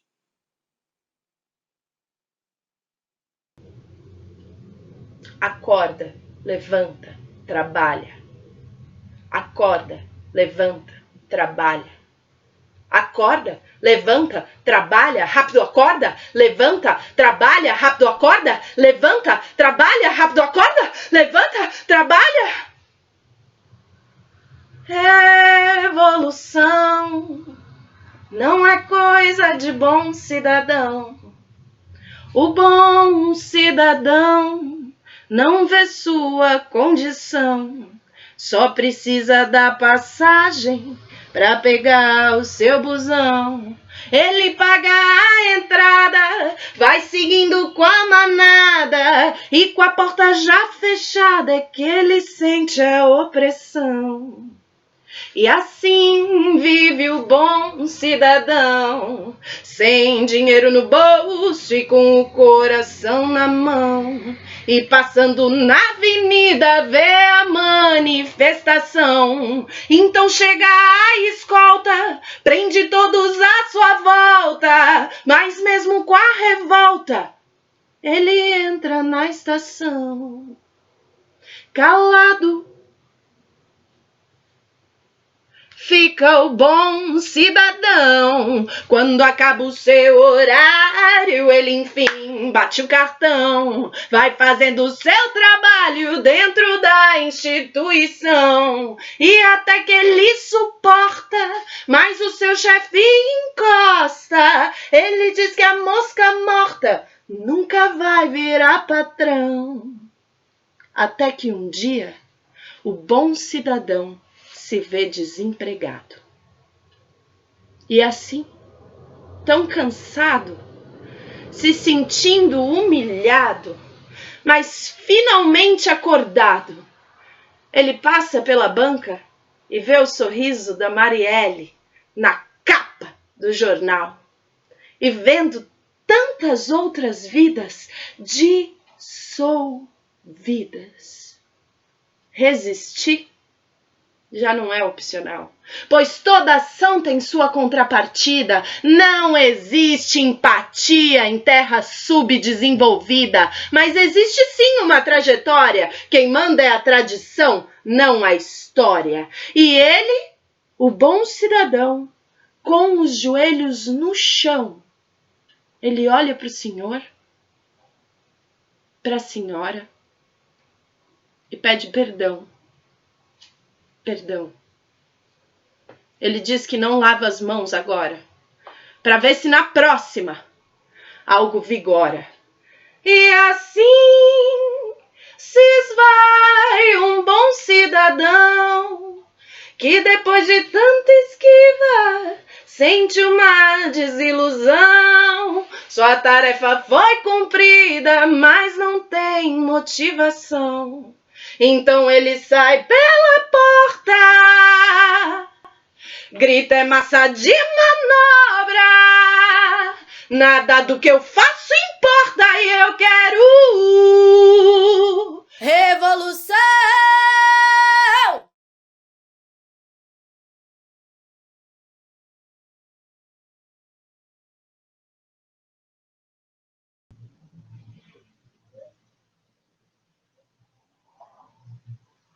Então,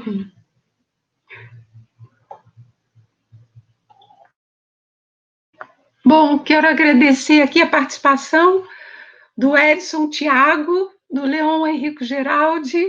Obrigada, Leon, obrigada, Edson, obrigada, Cantriz Ayosha.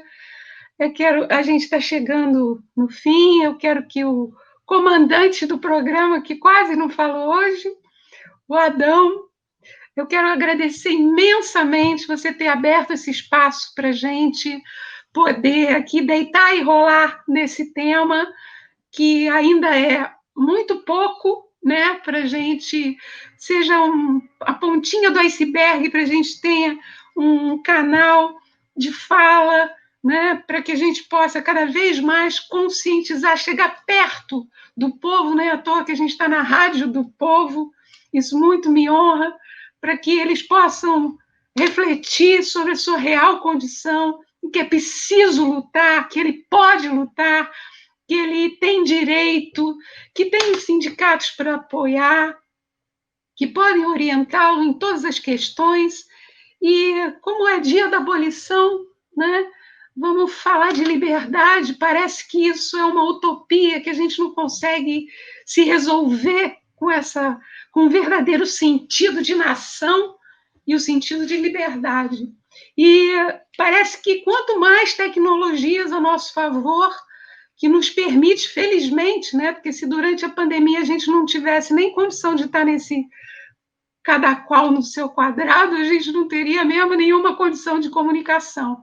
Então, é um mal necessário. Limita, né? Todos nós estamos sentindo vontade de quebrar essas janelas e sair por aí de camisa listrada, sem hora para chegar, encontrar os amigos, tomar uma cervejinha, discutir política. Mais do que isso, agir politicamente. Eu acho que trazer esse tema à baila num momento complexo que o Brasil está vivendo e que o mundo está passando, e nós, brasileiros, estamos sendo avassalados, né?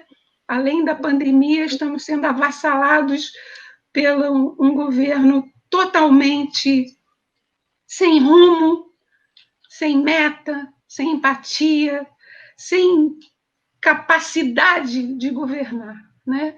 E estamos sujeitos a cada dia que esse quadro vem se tornando mais turvo, né? Infelizmente, nós estamos lutando tanto, cada um à sua maneira, né?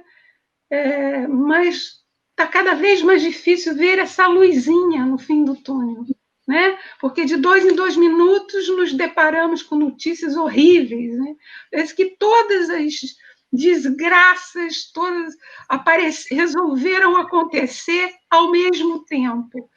Mas, como, né, o importante é que a nossa emoção sobreviva, eu quero agradecer mais uma vez a Rádio Cantareira, na pessoa do Adão Alves, agradecer ao Segato, que se prontificou aqui a dar seu depoimento profissional e como escritor, agradecer ao Germano, também, que já vai entrar na sua carga horária, né?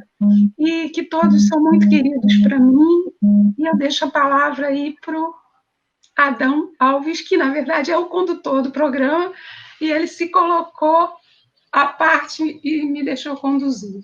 Por favor, obrigada. Bom, assim, eu acho que a Sheila esqueceu um pequeno detalhe. A cantriz, a Yosha, é filha da mãe. Ela esqueceu desse pequeno detalhe de falar. E como domingo foi dia das mães, a gente não pode esquecer desse detalhe, né? Que a Yosha é filha da mãe. Segato, a gente já se conhece. Eu sou o Adão do Sintaema, viu? Nós já nos conhecemos. Germano, eu também teve alguma participação no Saraus de São Mateus há algum tempo, então a gente já também assim trombou. Aqui o Edson e o Leon são as pessoas que eu não conhecia, mas foi um prazer estar com vocês. Nós temos uma questão de horário, assim, eu tenho que devolver o programa para o Alberto, aí não tem jeito. Eu acho que nós poderíamos pensar num programa desse tipo uma vez por mês. O que você acha, Sheila? Manda bala, estamos aí. Então, vamos começar assim, a se organizar. Assim, dá para ser das 4 às 5 da manhã? O Sarau Urbanismo Concreto, do meu amigo Germano, também deve pensar, assim, o canal está aberto, ou seja, os meus telefones estão com a Sheila, quem quiser pegar o meu e do Alberto, e a gente, assim, primeira coisa, eu tenho que devolver para o Alberto que está na hora, eu tenho que devolver, tem um apoio cultural agora, eu tenho que devolver agora. E assim, eu queria agradecer muito vocês, não vou nem passar para vocês se despedirem, senão o Alberto puxa mais meu dedo e não faz mais problema para a gente. Então, a todos vocês que participaram, muito obrigado mesmo. E quanto a deixar você conduzir, Sheila, a proposta é deixar bem claro que a Rádio Comunitária Cantareira é uma rádio do povo para o povo. E aqui todos têm o mesmo peso. Só isso. Alberto, com você, amigão. Muito bem, muito bem. Estamos aqui encerrando esse programa de hoje. Um grande abraço a todos. Siga-nos nas nossas redes sociais, se inscreve no nosso canal, você que está assistindo pelas redes sociais. Lembrando que este programa vai ficar salvo nas redes sociais. E para você que está ouvindo agora na nossa emissora, pela FM, nós vamos reprisar esse programa sábado, 14 horas, dentro do Sintonia Cultural. Um grande abraço a todos. Tchau, tchau. Tchau, gente.